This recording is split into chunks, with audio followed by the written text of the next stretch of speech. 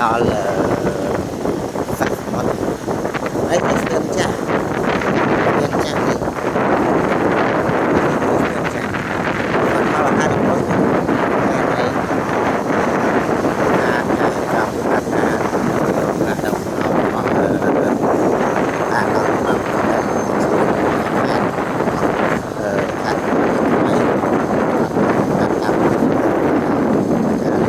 តាមចាស់ចាស់វាចង់បានថាដល់សាច់មាត់សាច់ដល់ពីសាច់ទៅគឺទឹករាប់តាមច្បាប់លេខជាសមិទ្ធផលថ្មីដែលកំពុងដល់តាម